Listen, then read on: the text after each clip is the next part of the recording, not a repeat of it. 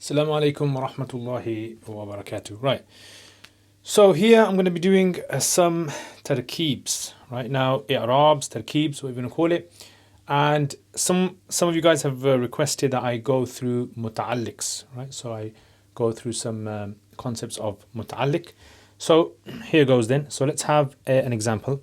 So imagine I said this. Imagine I say, أكلت الدجاج في المطعم. Okay, أكلت الدجاج في المطعم. So this, let me just add the vowels for you guys so that you guys know. أكلت, I ate الدجاج في المطعم. Now, how are we going to translate this now? So what we have to look at is this fee.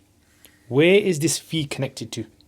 Right? So what I mean by this is, if this fee is connected to akaltu, that basically then means is that I was, let's say for example, this is a mat'am. This was a mat'am. And this is me inside the mat'am. Okay, table. A bit of art attack here. And so I ate in the mat'am. So I was sitting in the mat'am and I ate chicken. Right? So where was I sitting? In the mat'am. What did I eat? Chicken. So we know what I ate. What did I eat? It was a dajaj. And where did I eat? Then in the mat'am. Fil mat'am. Right? This is if we make the fi muta'alliq to akaltu. Now if, however, we made the fi muta'alliq to dajaj, right? So what we basically want to say is, what we basically are saying is, I ate the chicken which is in the restaurant. So in other words, we don't know exactly where I ate. I mean, I could have been eating anywhere. I could have been sitting at home. But what did I eat? I ate. This could be at home maybe. It could be anywhere. But I ate. What did I eat? I ate the chicken which is in the restaurant. Not the chicken which is outside the restaurant. So let's say there's two chickens. Right? So there's one chicken in the restaurant. Supposed to be my version of a chicken. Chicken in the restaurant. And there's a chicken which is outside the restaurant. Yeah. Which one did I eat? I ate this one over here. I ate this one.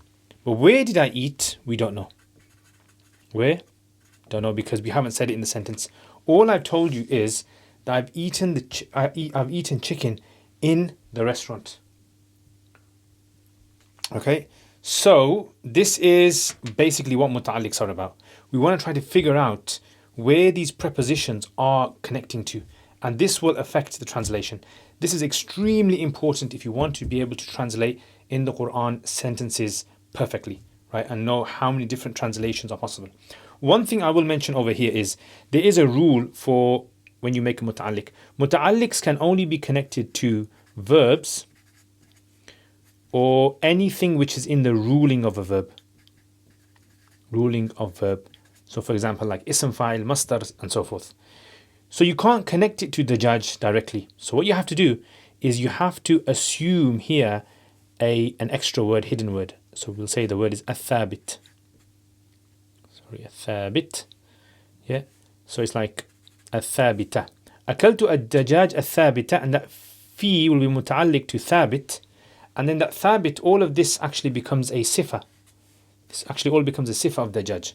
I ate the chicken which is in the restaurant. I ate the chicken which is in the restaurant. Okay, so this is an example of what we're talking about. Right. So this is one lesson today, and I'm going to try to do some more. So you guys let me know if you think that this is beneficial for you guys, and I can do some more, and then we can take it from there, inshallah. Jazakumullah khair. Thank you for all your support, guys, and I will see you guys next time. Assalamu alaikum wa rahmatullahi wa barakatuh. Jazakumullah khair for watching this video. I hope to see all of you guys If you guys are interested, please leave us feedback, get in contact with us. Assalamu alaikum wa rahmatullahi wa barakatuh.